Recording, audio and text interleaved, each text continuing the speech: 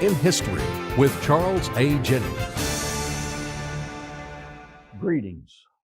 My name is Charles Jennings, and on this video, I would like to give you an account of what the ministry and the life of William Branham meant to my family. It's a difficult story to tell because there's so much to tell. Now, if you've ever heard of this man, William Marion Branham, his life is probably the most unusual life of anyone in the 20th century.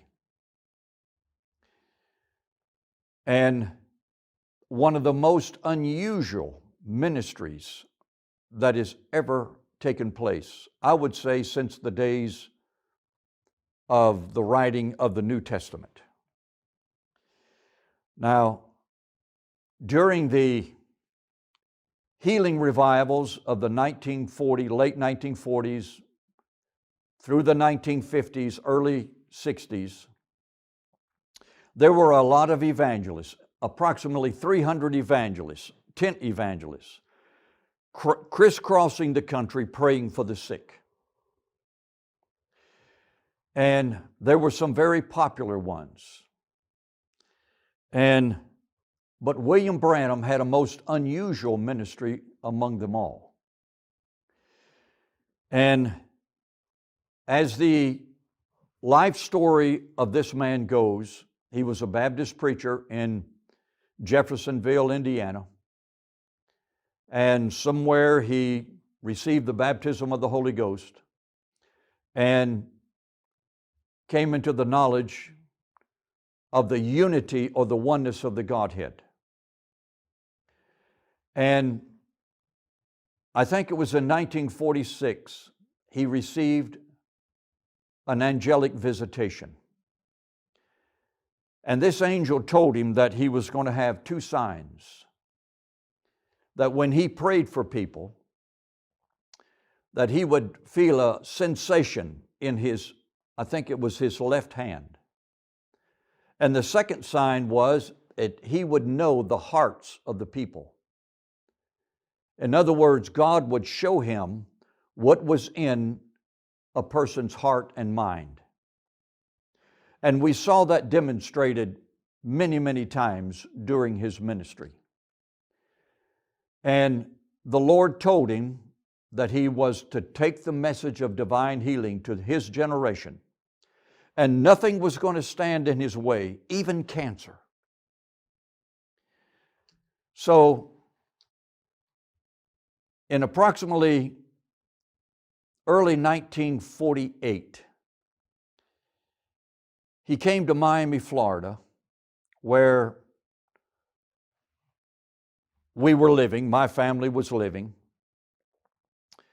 and I was only 3.5, 4 years old. And my dad was born in 1902, and he had a heart trouble that the doctor said was quite serious. So my dad was in his 40s, approximately 46 years old, with this serious heart trouble, a wife and 8 children. I was the youngest.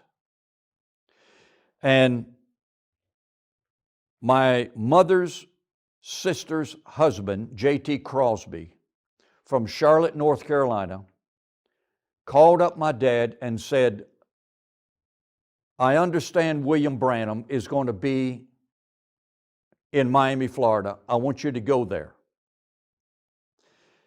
and let him pray for you. Well, we were going to the Church of God, that is headquarters, Cleveland, Tennessee, living in Miami. And the Church of God did not accept the ministry of William Branham. So my dad told J.T., he said, we can't go, we cannot go. J.T. insisted on my dad, whose name was Clarence Jennings, you go to that meeting. So my dad said, well, okay, I'll go on a Sunday afternoon, for I won't have to miss church at my church in probably Coconut Grove, Church of God. So he went on a Sunday afternoon, and when Brother Branham called for prayer line, a lady and a little boy came up before him, and Brother Branham said, "Ma'am, what is wrong with the little boy?" Because the little boy had a bandage around his head. And he said, "Wait a minute, don't tell me what's wrong with him, I'll tell you." And my dad thought, well, this is very interesting, because my dad knew the lady and knew the little boy and knew his condition. And Brother Branham said, "Ma'am, you're the grandmother. And I want to tell you what the doctor said concerning this little boy. He's got cancer of the head." And my dad said, "Well, he's right. Something is different about this man." So Brother Branham prayed for the little boy and said, "Go your way." And my dad said, "Well, I'm going to follow up on this case." And sure enough, the little boy was healed. That convinced him. So he went back to the revival. I think it was on Southwest 40th Street and Lejeune Road in Miami. And he was under a little tent, not a very big crowd. But at the end of the meeting, the last service of that revival, my dad said, "I'm going to get in the prayer line," because he had this heart condition. So Brother Branham did not take the time to pray for each individual person. He said, just walk up this side of the ramp and walk on that side. And Brother Branham shook my dad's hand and said, "God bless my brother." That's all he said.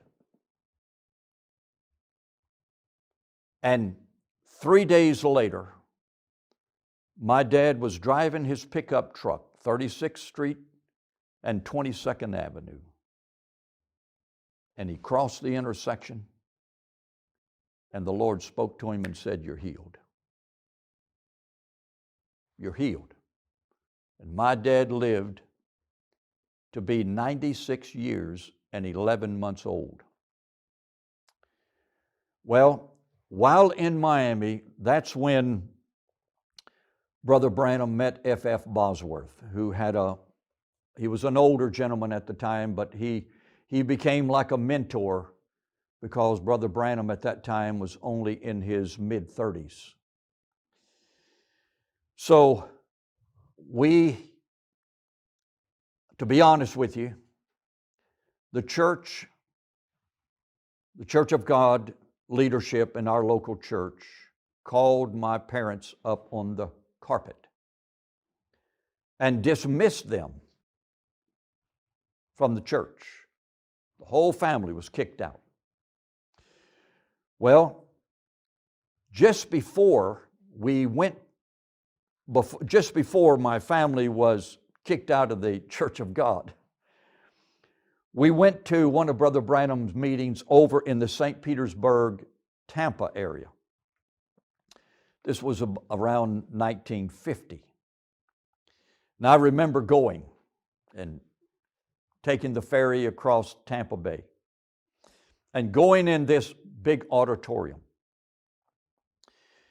And there was, even as a 6-year-old child, I'd been in church all my life, but I knew that there was something different about this meeting.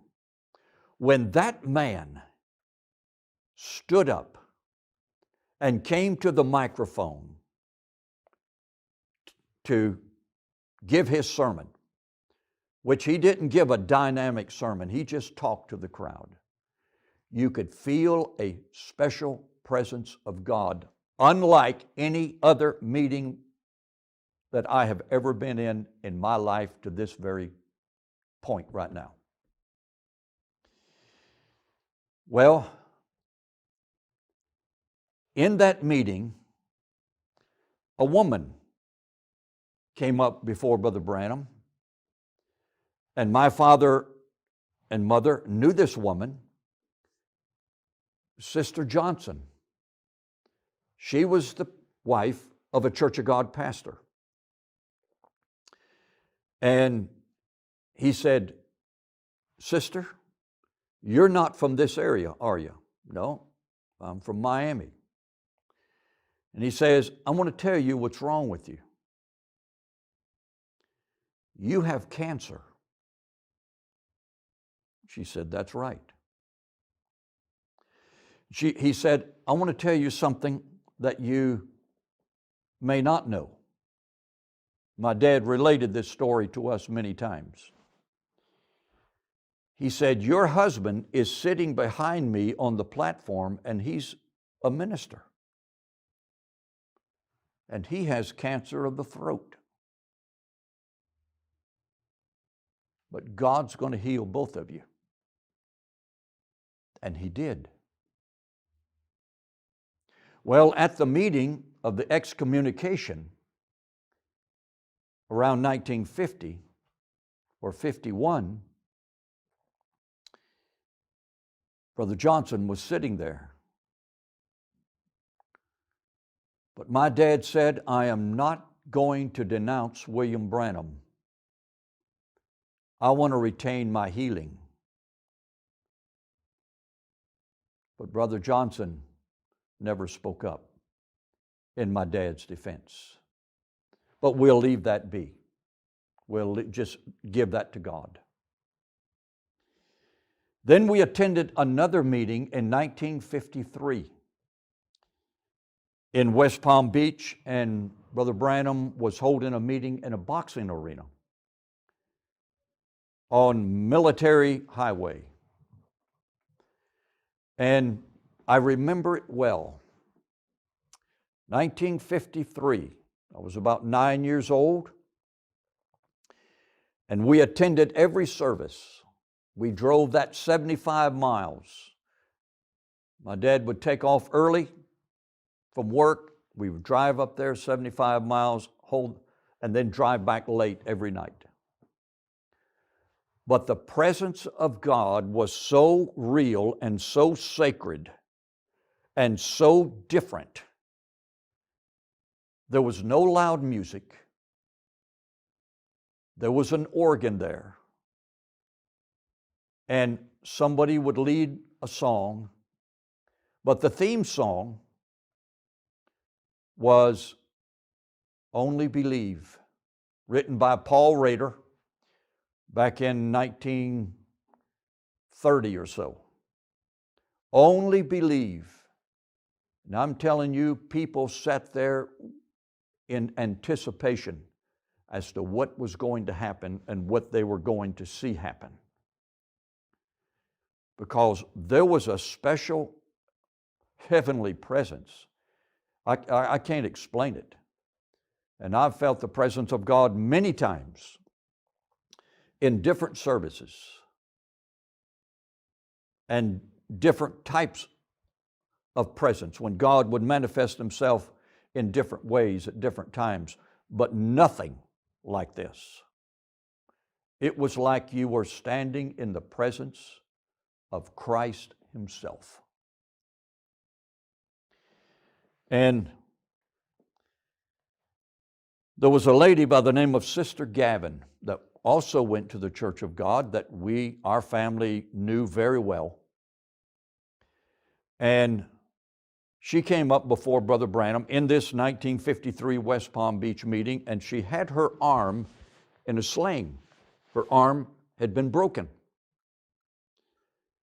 So I knew who Sister Gavin was, even as a 9-year-old boy. And Brother Branham, this is what he said. He said, "Sister, you're not from Palm Beach, are you?" "No."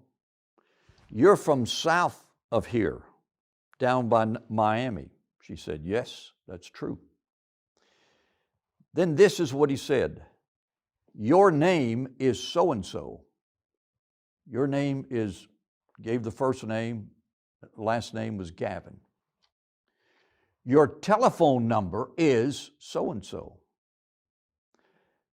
And your address is 11 Lenape Drive, Miami Springs, Florida. How did he know all this? See, the angel said you're going to know the hearts and the minds of the people. And he said, I want to tell you how you broke your arm. He said, I see in a vision right now, you're washing clothes in an old wringer washer, and your arm went through the wringer somehow and broke it. Well, when I was 20 years old, 19 or 20 years old, a good 10 years later, I was visiting some friends, Brother and Sister Jesse Marsh, and they lived at 9 Lenape Drive, Miami Springs. They knew Sister Gavin, who was just next door.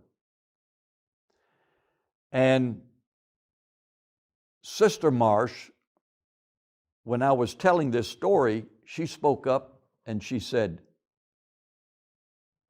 that is true. That's how Sister Gavin broke her arm. And I was in the house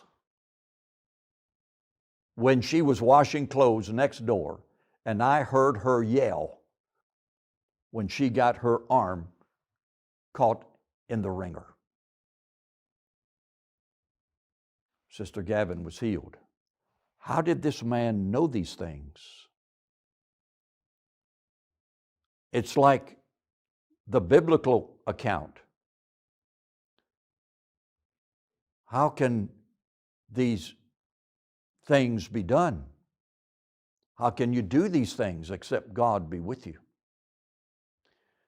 Now, I've heard some people in their ignorance and really in their arrogance say that William Branham was a prophet of the devil. Well, I think they're walking on thin ice with God. But I'm going to leave that up between them and the Lord. But going back to F.F. Bosworth, my father knew F.F. Bosworth. And in fact, as a young boy, I went in F.F. Bosworth's house with my dad to do some electrical work.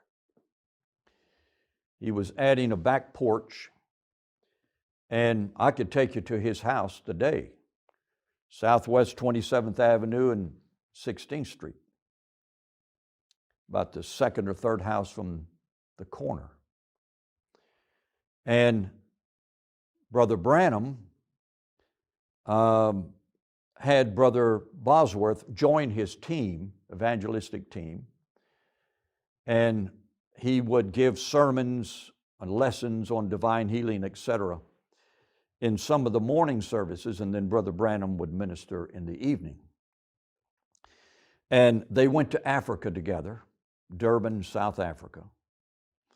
And Sister Bosworth said that, telling my dad, Clarence Jennings, a lot of times when they came back from overseas, they would come back to Miami, where Brother and Sister Bosworth was living, and Brother Branham would stay there a day or two and rest up.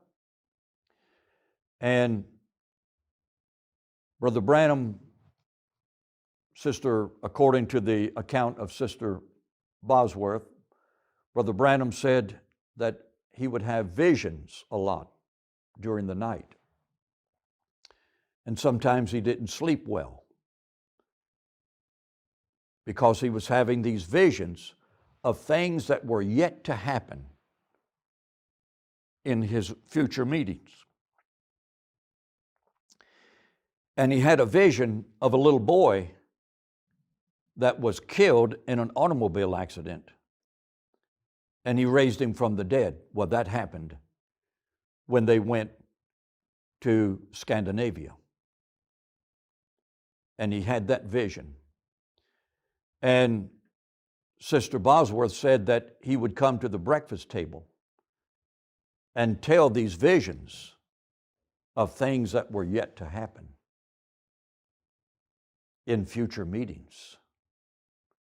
And every one of them were proven to be correct, because F.F. Bosworth knew him well and attended the meetings. And then Brother Bosworth died in 1958.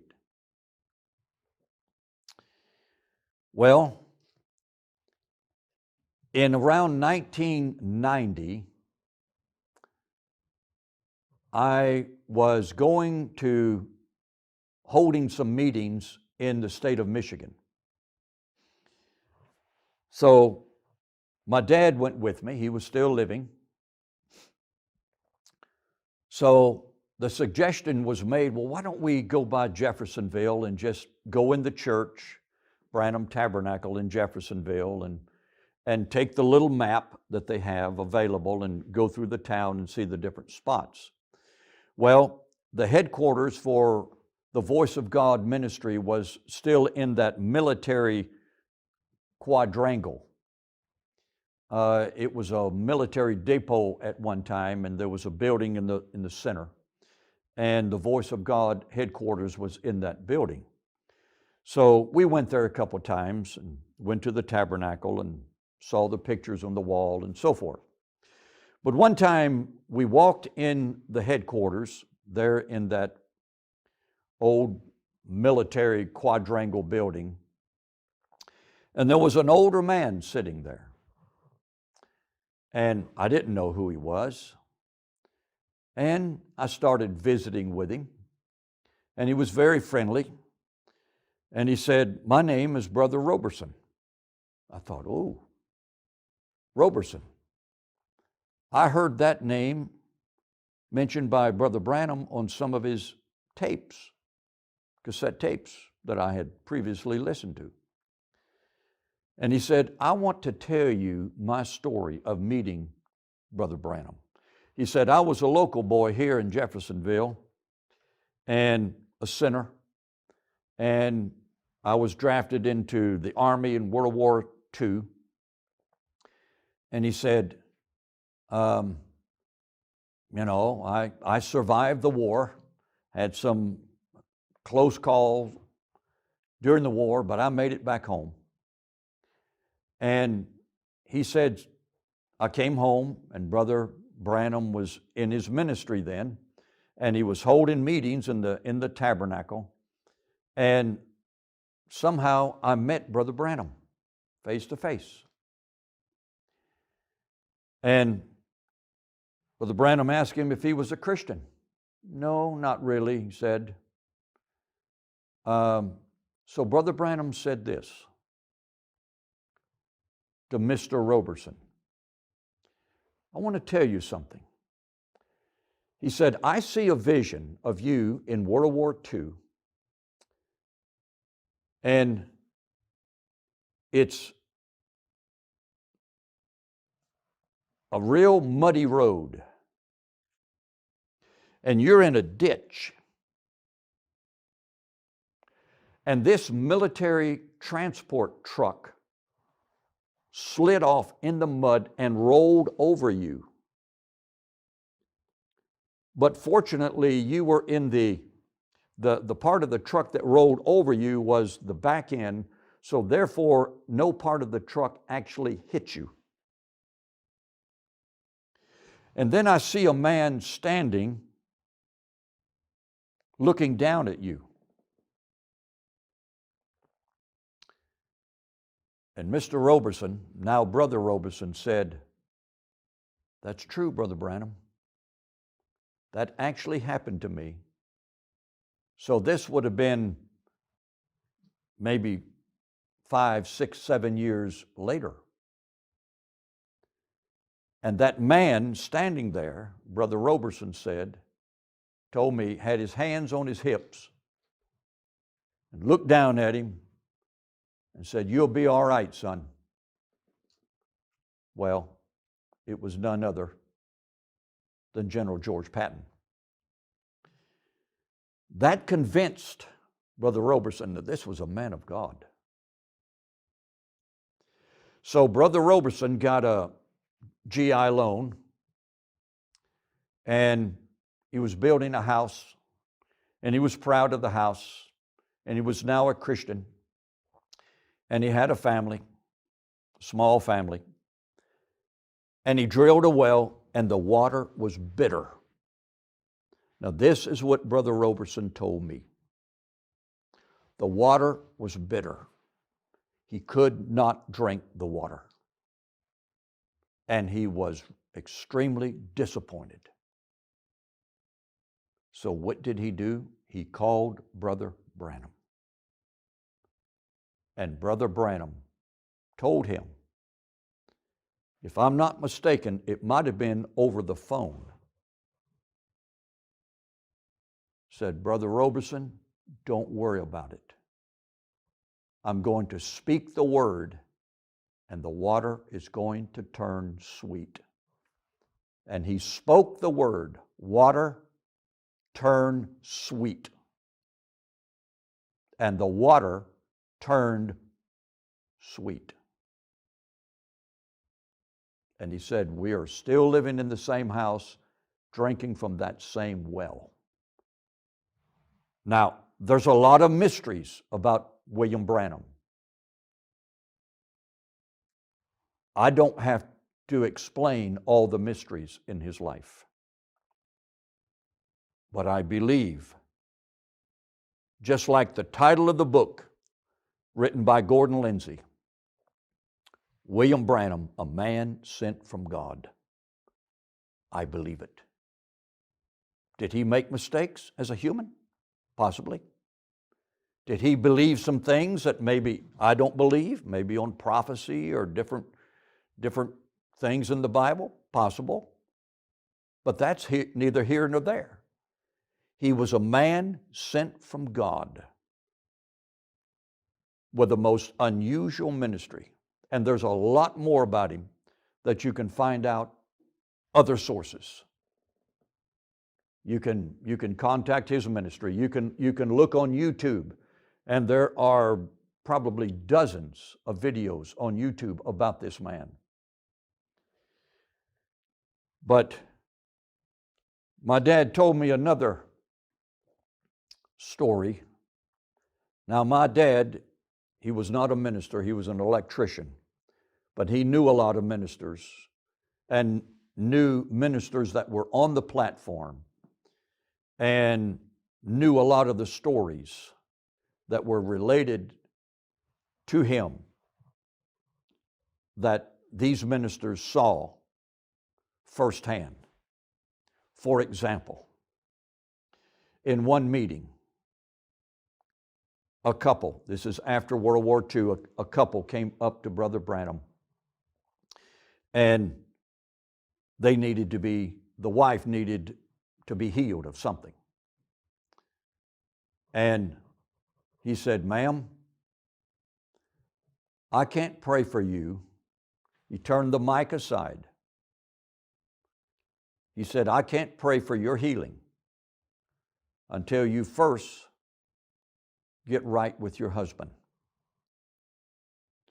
Because you were unfaithful to your husband while he was in the army overseas in Europe. Well, the husband got extremely angry. So Brother Branham said, sir, just calm down, because you were unfaithful to your wife. Well, don't you know that let the air out of his balloon?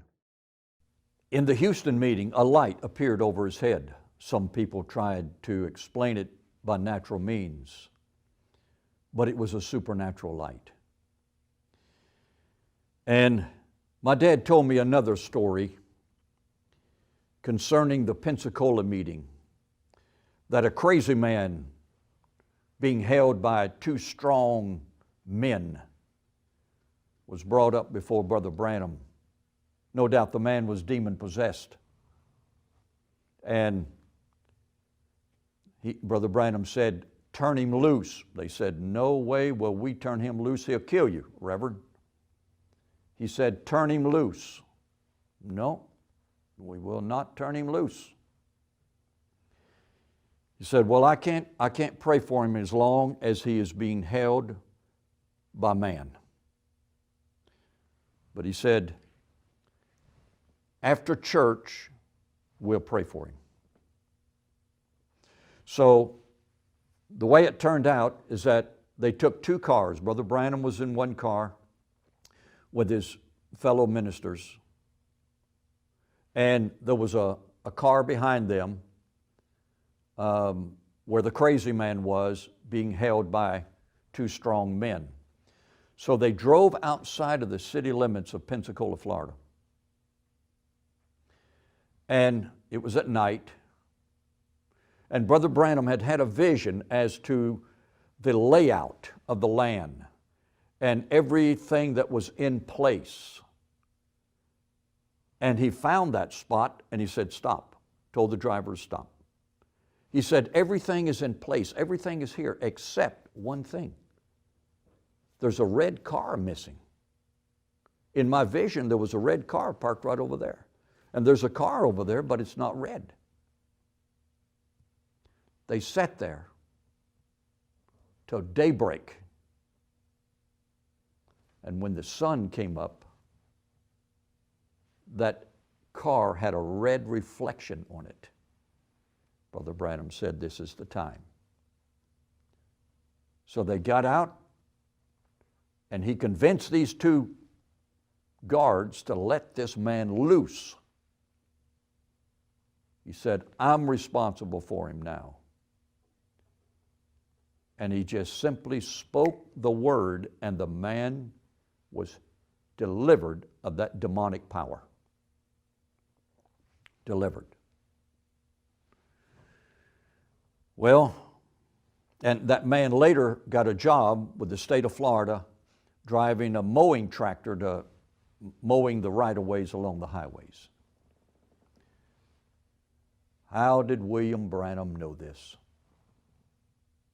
God spoke to him. You can criticize him. You can say anything you want to about this man. But this man was a prophet of God, a man of God. He knew the hearts of the people, and that sign was real. There's so many things to say that it would be redundant to continue. But I just wanted to give this testimony of the influence of this man and his ministry upon the life of our family. So, therefore, I have given my testimony as I have known it as a young man. And the last time I saw William Branham, I was an older teenager in the DuPont Hotel in Miami, Florida. He came to a Full Gospel Businessmen's Meeting. That was probably somewhere around 1962 or 63. So that's my testimony. And I pray that you have been blessed. If you have, give us a thumbs up. You may, I solicit your comments back to me. If you have some experiences, pro or con, I don't mind listening. And so it's all for the glory of God, not for the glory of a man. And I want to encourage you to subscribe to our channel, and I think you'll be blessed. So God bless you.